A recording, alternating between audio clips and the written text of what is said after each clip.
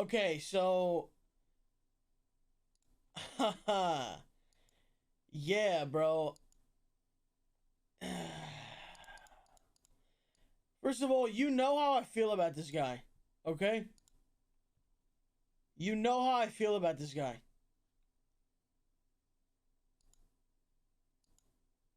No, no, no, no.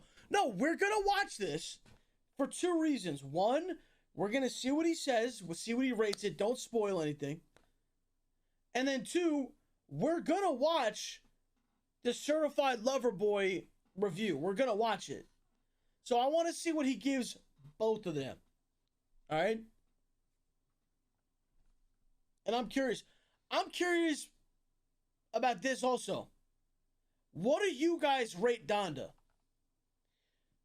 Don't just be a, oh, dude, it's a, dude, album of the year, 11 out of fucking 10. Okay, bro. What, like, realistically? Realistically. Like, for this to be a 10 out of 10, this would have to be, like, Kanye's best album. Like, come on, bro. Okay, let me see. I'm seeing a lot of 8s and 7s. I'm seeing 6 through 8s. I'm seeing a lot of 6 through 8s. There's a couple 9s in there, but I'm seeing a lot of 6 through 8s. Okay. My early prediction for CLB, and this is not on any, you know, any Drake dick riding, Drake fan shit at all.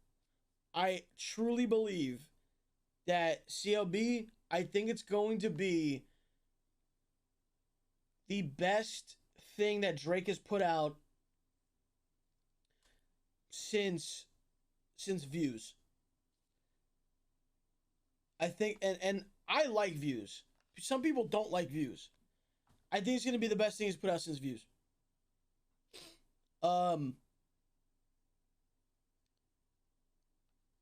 I said, Scorpion, dude, people just shit on Scorpion, bro, because he got dissed by Pusha T, and then that was just, it was weird. But if I'm looking at Drake's albums in order, okay, the last things he's released, Dark Lane demo tapes, that doesn't count as an album.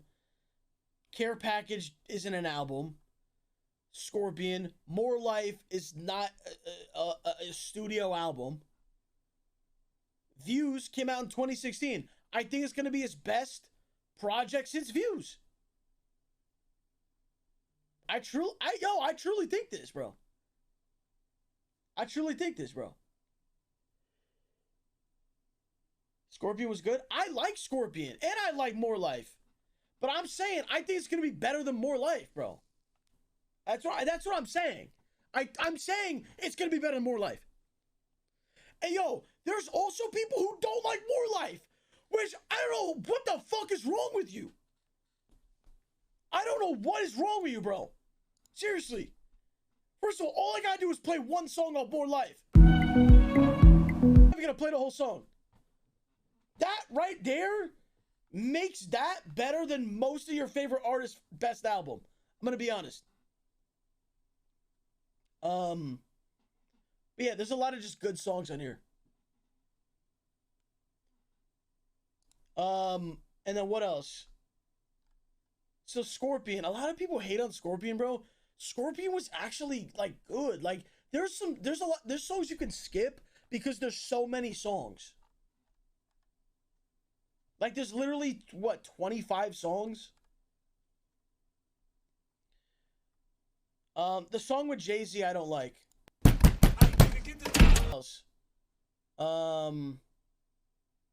Oh, I also don't like this one.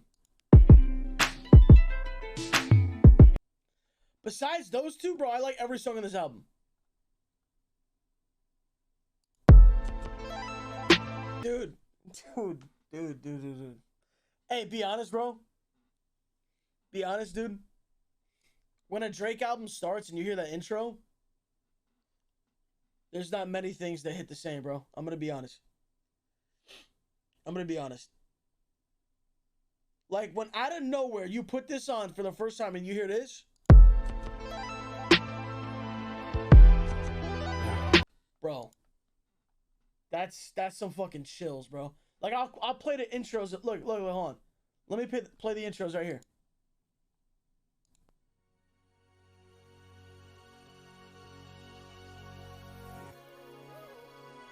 That literally sounded like a movie starting, bro. Are you kidding me? Without any more stalling, let's actually see his review. Hi everyone, Find the Knee Wine Tano here, the internet's busiest music nerd, and it's time for a review of the new Kanye West album, Donda. This is a brand new LP from legendary Chicago rapper, singer, songwriter, producer, designer, former presidential candidate, Kanye West. Not gonna overdo the intro on this thing, as I think Kanye West has a reputation that precedes him at this point. Most people have their own perception of him, including me, and I'm not seeking to change that in this review. But I do have some opinions about his new record here, which had a pretty dramatic lead-up. There was a sudden announcement, then followed one release. Hey, I need to say something though, because I'm looking at the state put, because he puts the album, whatever he's reviewing right here, and you know the album is literally just a black box, right? This is how literally delusional some Kanye West notice I'm saying some. This is how delusional some Kanye West fans are, bro. I've seen dudes saying that this like has a deeper meaning than what it is. This is a by far a better cover than CLB. Bruh, this is a black box.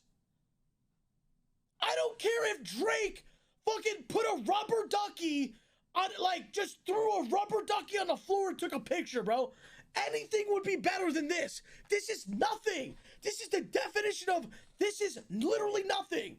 This isn't anything. But dudes are really like, bro, this shit's better than Drake, bro. Hey, you know what I think? I think Drake lives in a lot of people's heads rent-free, bro. Kanye included. The diehard fans that are psychotic. I think he's just living just rent-free, bro. In all their heads, bro. Like, dude, when this shit comes out tomorrow, you think I'm gonna even mention the name Kanye, bro? I don't give a fuck, bro. Dude, Kanye comes out with an album, the best thing since Life of Pablo. And dudes, the first thing they're talking about is Drake. Bro, guess what? You're all gonna listen to Drake, bro. You're all gonna listen tomorrow, bro. Hey, as soon as it hit midnight, you're click and play, bro. You're click and play, bro. Guess what? You're click and play, bro. Hold on. Matt said to check Twitter again. What else is this? What else?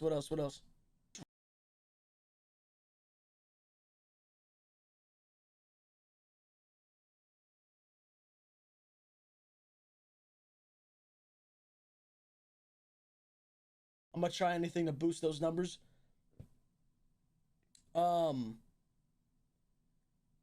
Hey, listen.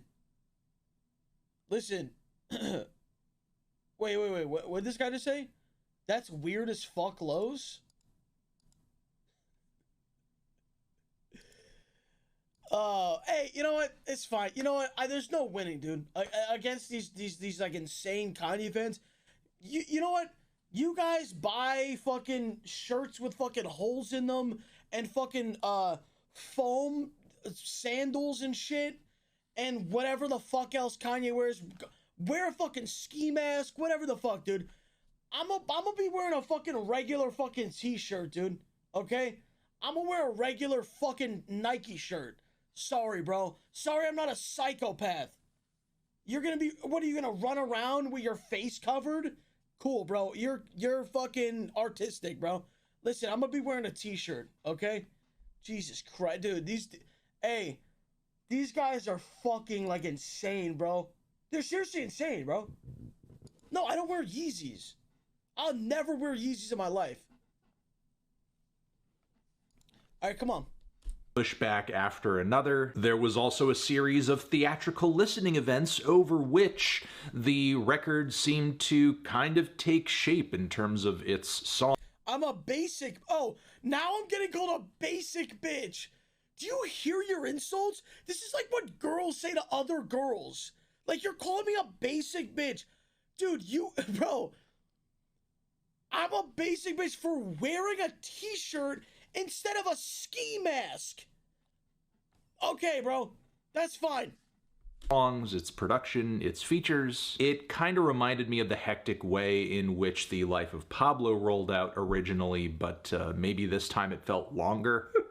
And God help me if this album's features and mixes are like changing over the next 6 months. The whole rollout suddenly turned adversarial as Kanye and Drake struck up beef in the middle of it too. Seemed like for a moment they might drop their new records on the same day. Then of course things got controversial at the final listening event, which featured DaBaby off of his recent live comments that got him in hot water. Oh, and Marilyn Manson, who is also fresh off some really damning grooming and abuse. He horrifically abused me for years. Evan Rachel Wood and other women make allegations of abuse against Marilyn Manson. Was that weird looking dude who was standing on the porch? Yeah, I didn't understand why that guy was there. I'm gonna be honest. He was just kind of standing there and looked creepy. I don't.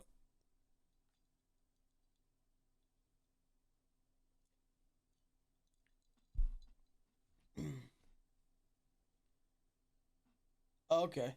Oh, so he's an abuser. All right. Abuse allegations. Now, I hate to have to detour this whole review to go into this and my thoughts on it, but I have to. As annoying as it can be, I'm usually all for Kanye playing provocateur, but not when abuse victims and the LGBTQ community are collateral damage. In my opinion, that's whack as fuck. Now, it still wouldn't be an excuse, but it would be one thing if it felt like their inclusion played into some vital message to the record, because many fans were theorizing.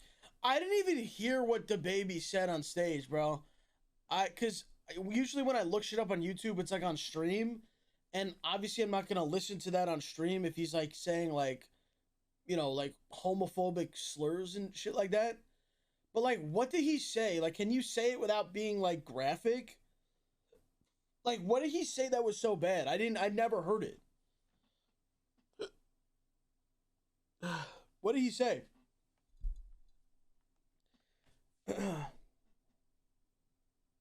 He said nothing bad. Nothing? Wait, what? Didn't he get canceled?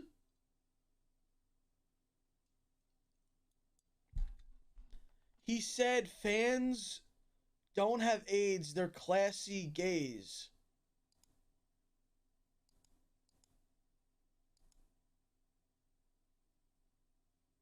All right, that's just weird. Why would he even say that? It's like not. It's like weird as fuck. I don't know. He didn't. Okay, well, yeah. Hopefully he didn't, because that's actually creepy. Wait. Someone said I could play it though on stream. I don't know. Like, hey Matt, can you check it and see if it's not TOS? If it's not TOS, I'll play it. It may have had something to do with forgiveness and sin and cancel culture. But if that was the intent, ultimately, there was no real follow-through on that message. Manson and DaBaby only ended up being relegated to alternate versions of tracks on the end of the record. If they were central to some kind of idea Kanye wanted fans to take away from Donda, I don't think they would be used as live show props, headline fodder, and just, you know, bonus material. Now, if you're familiar with Kanye's back history, you know he's not beyond cringe-inducing promotional stunts and tacky moves. And easily this was one of the tackiest and most transparent, and I hope this is the last time I have to say that. So we are finally on the other side of this wall of flames with the album. The album is out. The album is here. And of course, it's huge, it's long, it's a massive project, which I don't ultimately see as a bad thing, because after Jesus is King and some of Kanye's very public mental health struggles, I was worried we wouldn't get another record from him over a half an hour long for a while. And I'm actually shocked Donda came out sounding as cohesive as it does, because between the rollout, the stuff with Drake, his separation from Kim Kardashian, there's been a lot to knock Kanye off of his balance. But that being said, this record is not without its flaws. Kanye clearly lacked the wisdom to edit out or shorten some of the more inconsistent or indulgent moments here. I will not go as far as to say this record is bloated, as some people have, but the extended outro on God Breathed just seems kind of unnecessary, even after having listened to it multiple times. Baby. That's actually true, bro. That's actually true. And I didn't even know which song it was, but if this is the song, then that is actually true. Because I remember listening to the album and being like, dude, why is there like an instrumental for like... I think it was like 3 minutes. Wait, is this the one? Breathe on this. Me, trust me, I know. If you was here.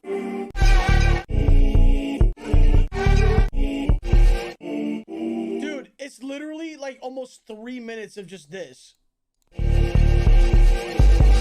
Listen, you can say he has his reasons.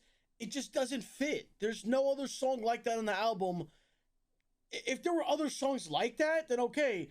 Every other song, the song ends, next song. Bro, there's no reason this song should be 5.5 minutes. This is like a 3-minute song, max. It's art. Oh my God. Okay, it's art, dude. Oh my God. Look, dude. Okay, you can have opinions on art. Guess what? I think you can look at a painting and be like, yo, that painting looks nice. Or you can look at a painting and be like, that looks like someone literally shit on a piece of paper, bro. That's it. This particular song for me looks like someone shit on a canvas. That's it. Now, this shit though. I wanna go to the moon. That's a masterpiece, in my opinion. But that's just my opinion, though.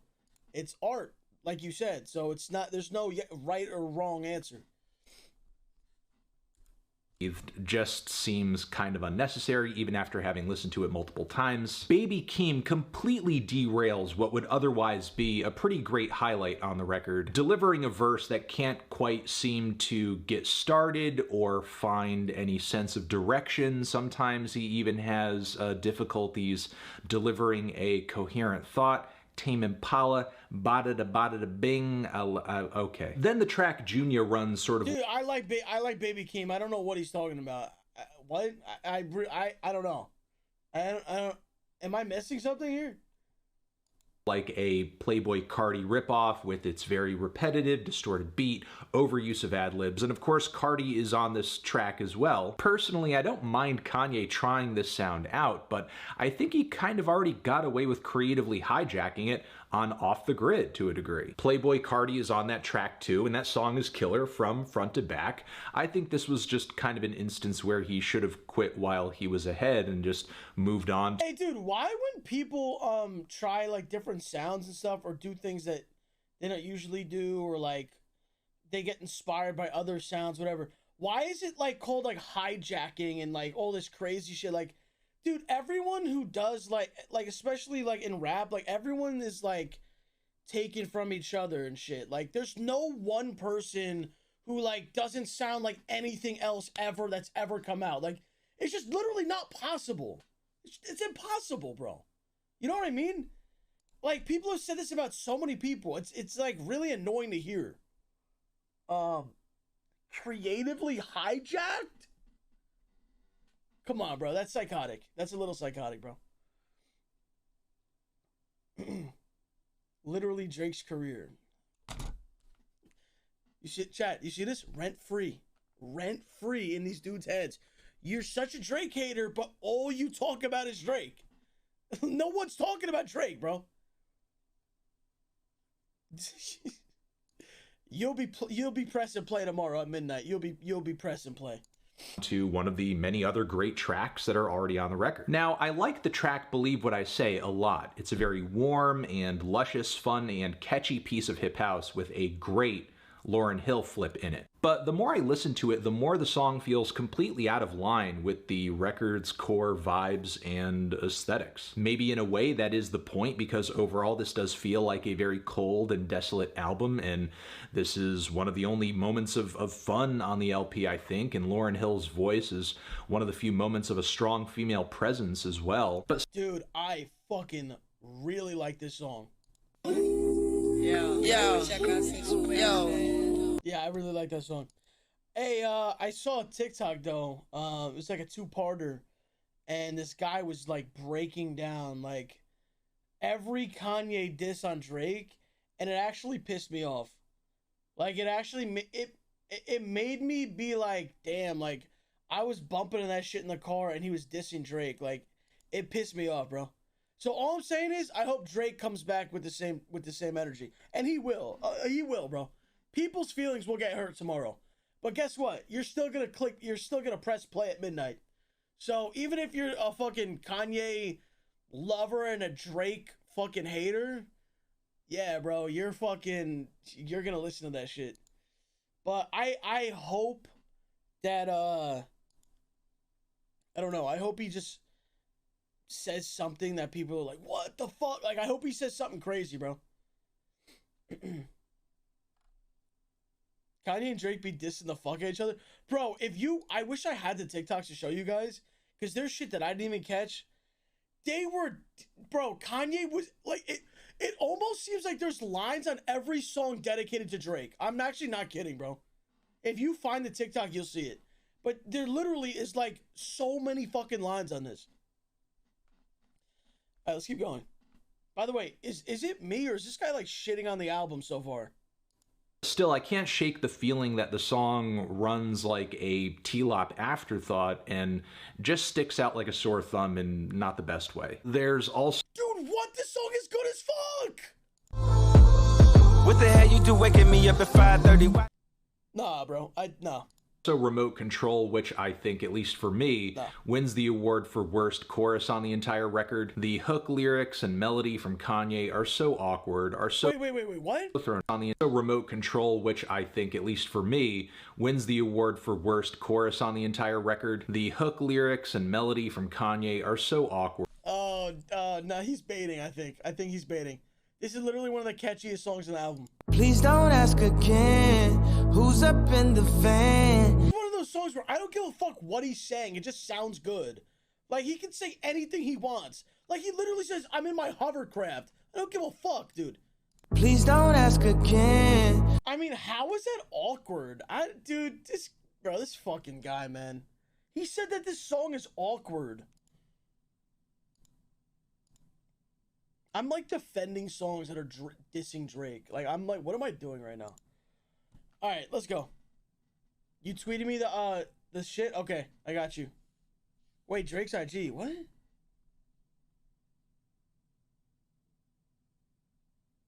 What do you post?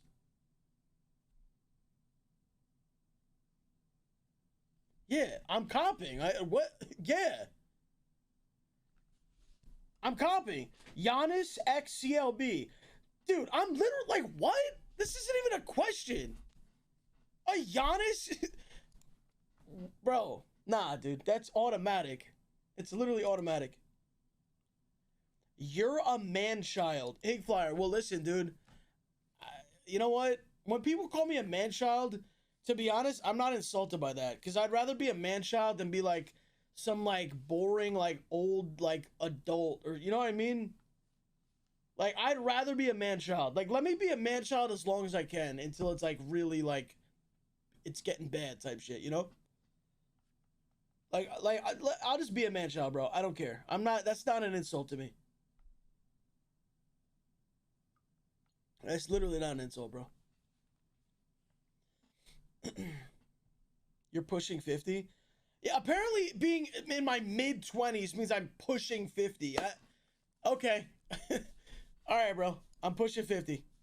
I guess let's just double my age. I guess. Okay. All right.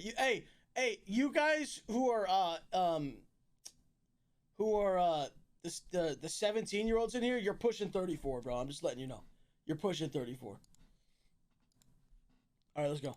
word are so thrown together. I'm just so not into this one. Even a decent Thugger verse cannot save it. Shout out to Video Game Donkey though for influencing one of the weirdest anomalies to ever crop up on a Kanye album at the very end of the song though. I am a glab glab glab glab glab glabby glabby glabby glab.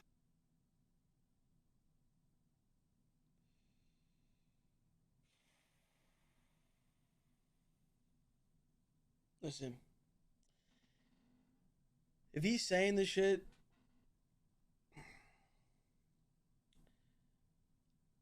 I've already seen him review other Drake albums. I've seen him rank Drake albums. He put Views as like a D or something like that. I'm gonna, when he reviews the Drake album, I'm probably gonna be physically angry, and I'm gonna need to break something. I'm gonna need to break something, dude. I might bring in the punching bag and just bring it in here. Like just for when we watch that, whenever it is, like maybe like days from now or something. I don't know. Then what is the track New Again? I mean, I love the intro to this track. I kind of get a graduation vibe off of it, but overall to me this feels like a piece of Christian EDM with Chris Brown. Yes, Chris Brown is on this track. Reminder that the concerns Marilyn Manson stirred up with his inclusion on this record also still apply to Chris Brown, who continues to get features industry-wide at this moment. Then there was also the track 𝗟𝗵𝗄𝗃, which in my opinion just did not need to be. We know most Kanye albums aren't just an artistic statement or... Listen, if Chris Brown is still hitting women, and this is like a confirmed thing, because, you know, anyone could just make an accusation, but if it's confirmed, yeah, this dude shouldn't be, he shouldn't be, you know, in major songs and shit. He just, I mean, what the fuck, bro? We don't hit women, bro. It's been confirmed for years. Well, I'm saying if he's still doing it now, the incident from years ago, like 10 years ago or whatever, you know, I think he was literally canceled for a while. If he's back doing it, bro, he should be done, bro. That's it. You don't hit women. That's it. This isn't even a debate. I don't even know. If people are debating this, I don't even know what your deal is, to be honest. Or a singular vision, but also a reflection of hip-hop's current landscape. He tends to pool a lot of the newer talent that's out there right now. So with that, I appreciate Kanye wanting to work some kind of like Pop Smoke tribute into this record at some point, but I feel like this is not it. Not only do the swear edits in the Pop Smoke vocal in this interlude sound really awkward, but the ghostly manipulations of his voice just come off really odd. The whole instrumental doesn't really bring much of a vibe or a groove. Okay, I also didn't like the Pop Smoke thing. Is this it? Look, my mom had it. Look, I remember the day. I actually hated that, and I don't know why he did that. If he made an actual song out of it, and then had Pop Smoke in it, then it would be good. But this just... Same thing 4 weeks straight. I used to eat 50. That just to me is like you're like using Pop Smoke. Like you're just using Pop Smoke, and you're just putting him in there just to like, oh, Pop Smoke's on here. Like that's just what that is. Like it's just... I don't like people using people who are, you know, no longer with us. Like, unless it's you made an amazing song, something that they would want to be a part of, I just don't think Pop Smoke would want to be doing this. Like, I don't know. Yeah, I don't know. Either none of it flows from or into the tracks that surround it. Again, as much as I think this track had its heart in the right place, it comes off really thrown together. My biggest complaint on the record past this point probably lies with the song Pure Souls, which does feature great appearances from 𝗟𝗄𝗃 as well as Roddy Ricch. Dude, Drake, dude, this is literally rent-free. How is everything I'm saying you're mentioning Drake? I know Drake had Michael Jackson on a song. I know that. I'm not defending it. I don't like putting someone on a song that is no longer alive. I don't like it, bro. But what I would say is, I feel like some rappers use use people. Like Michael Jackson's a fucking legend. Like, you know, he didn't, like, it's one thing if he had just died and then Drake did that. Michael Jackson's been dead for years. You know, I just don't like when people just like, oh, like, you know, there were like so many shits with like, you know, Juice WRLD when he died, and I don't know. It's weird. And as much as I love like Mac Miller, I don't like Mac Miller just randomly showing up on a song. Like, didn't like Ty Dolla $ign do a song and like Mac Miller was like on it? Dude, I don't like that shit, bro. I don't know. Maybe I just feel weird about it. I feel really weird about it. Oh yeah, X, they've done it to X, bro. So many times they did to X. So many fucking times. And that dude like was like a fucking like an artist. Like, I doubt he'd be okay with, number one, his albums that came out, and then the features that he was on. I doubt he'd be okay with it, bro. All right, let's go. The organ chords on this track are great, the instrumental is generally impressive, but at the midpoint, I'm just not that into Kanye's verse. I think it's his least interesting verse on the entire record. It's a bit of a drag. He doesn't seem to... They made that Max song together years ago? Oh, okay, then that's different then. I didn't know that. I thought they just had a Mac Miller feature.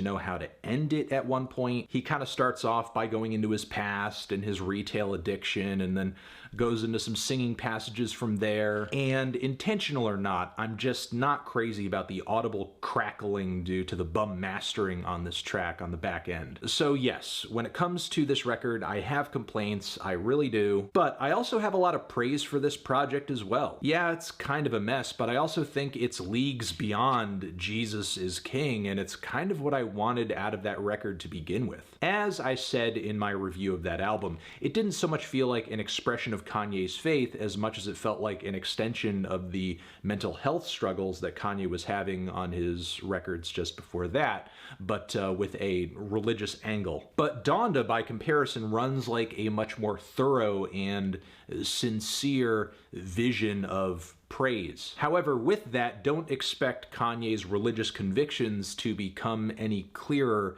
this time around. Because once again, Ye's beliefs continue to sound super specific to him. And as someone who's not particularly religious, I guess that doesn't really matter too much to me. Still, it does not seem like Kanye is guided by some kind of collectively understood word of God. More like he's gonna do whatever the hell he feels like doing, and then come up with some kind of religious rationalization for it after the fact. Now, while it may be easy to objectively poke holes in Kanye's faith, objectivity and personal belief in a higher power don't usually mix anyway. And I'd argue the passion he portrays for his faith is still pretty compelling. In that way, Donda does kind of succeed as a spiritual statement, with the occasional tributes to his mother and allusions to his recent family struggles. Because in its best moments, Donda has a lot of topical focus, as well as songs and instrumentals that feature a very stark and spacey presentation. There may be a lot of talk of God on this record, but it doesn't feel...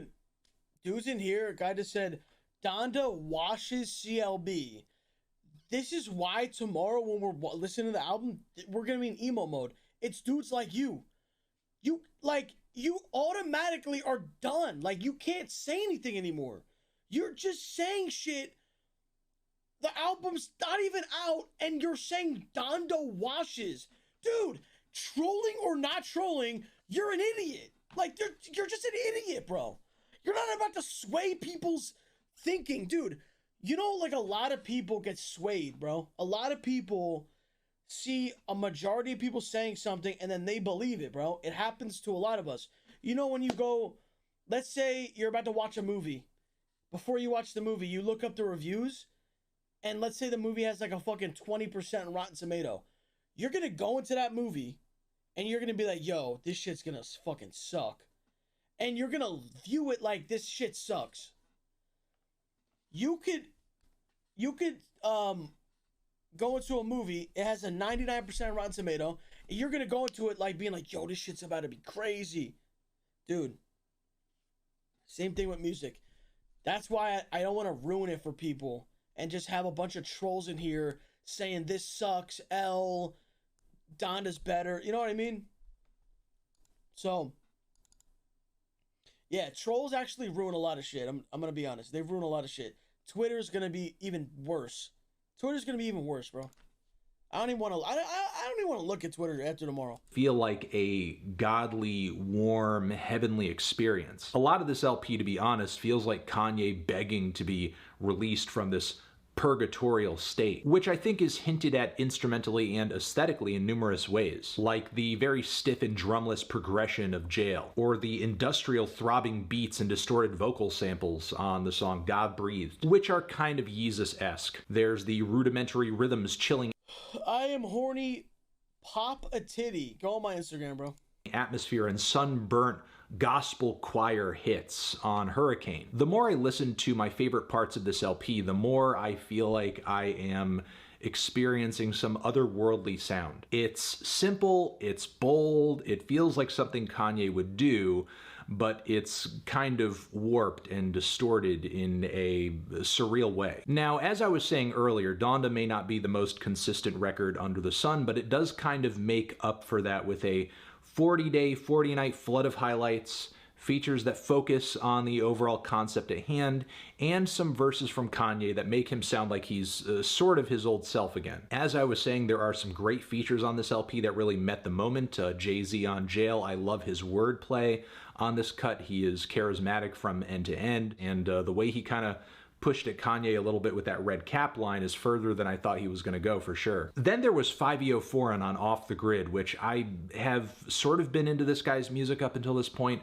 Like, he's been hiding his fucking power level. Are you kidding me? He went at length on this song and just had some of the best bars, some of the smartest lyrics, some of the most like emotionally compelling imagery on the entire record, and he was just going and going and going and going and going. Plus, I loved the drill style beat change that happened underneath him too. The Weeknd's vocals on Hurricane are great. Lil Baby on that track continues the creative streak he's been on as of late. He's really coming into his own, and it's great. Vori and Lil Durk both give very personal and moving vocal performances on Jonah. Then Kanye, Cudi, and Don Toliver all layer up into pure vocal bliss on the song Moon. Even West Side Gun and Conway back up the record's godly themes on Keep My Spirit Alive. Jay Electronica delivers one of his best features in a while on Jesus Lord.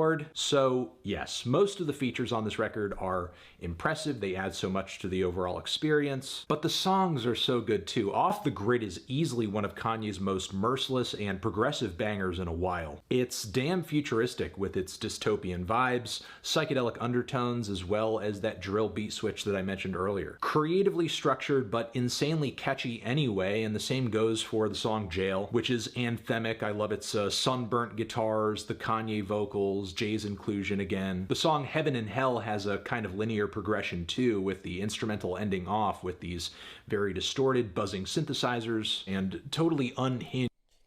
How did this chat just turn into a Messi versus Ronaldo debate? What just happened? Why is there a Messi-Ronaldo debate happening? What?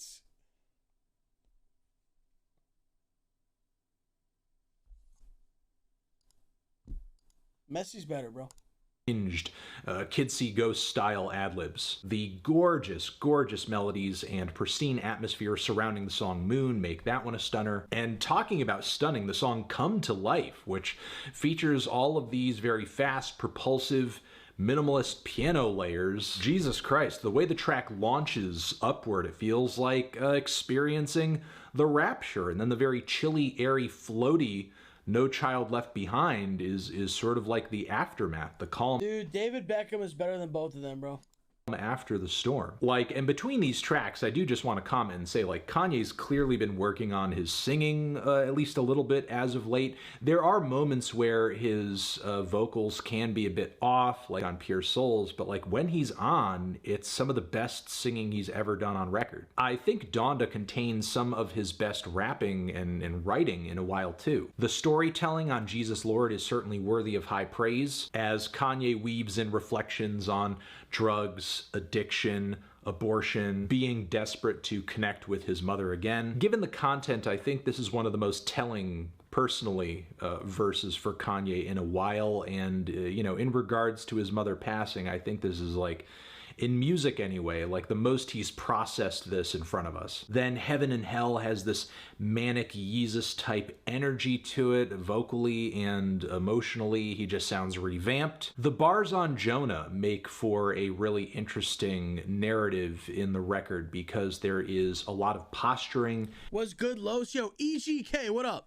There's a lot of aggression, there's a lot of pushing people away, but also feelings of isolation too, which I think it makes sense for Kanye to reflect on because all of the negative reactions his behavior as of late has been eliciting from his loved ones and close friends. His rapping on Hurricane has that charged up, redemptive energy to it that I feel like calls back to My Beautiful Dark Twisted Fantasy. It's like Kanye once again knows he's put out a record that like disappointed the fans, and as a result of that he like really wants to come back with a vengeance and, you know, prove people wrong. And once again, his raw energy on Off the Grid proves that there's just something about Kanye that snaps so hard even at this age to where he can bring two young guys on a track and like totally keep up that energy level with them and not sound like a guy who is in his freaking 40s. Now, of course, there are some corny Kanye bars in the mix here and there, like the God Bestie bar or the bar about Hertz rental cars or even the Buzz Lightyear line, which fits especially weird in such an emotional moment on the LP. But honestly, with each Kanye project, I kind of expect these bars to happen, and at this point, it's really a matter of whether or not they are derailing the record overall.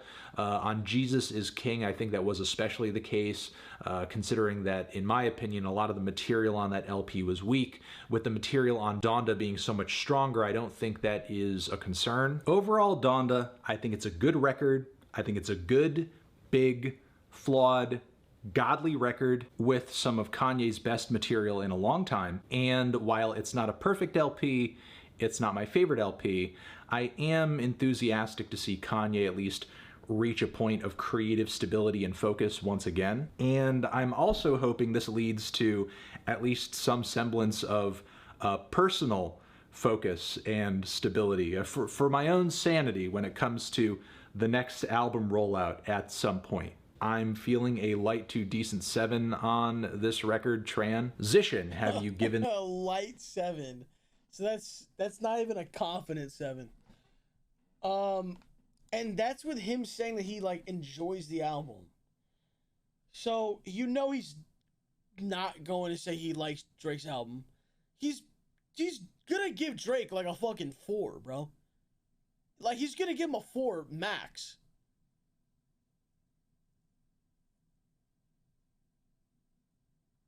He gave My Beautiful Dark Twisted Fantasy a 6.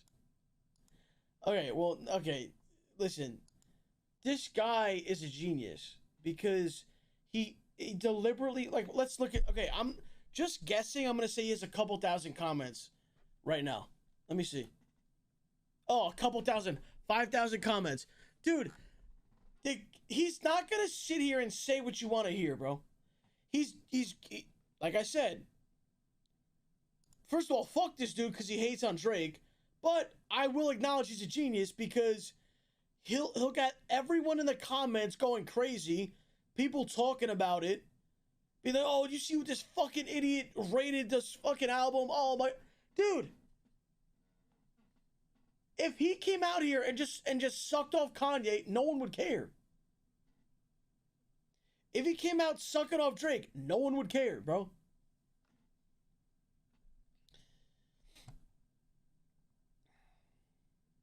That's why you gotta take reviews and people who are like talking about this shit. You gotta take it with a grain of salt, bro.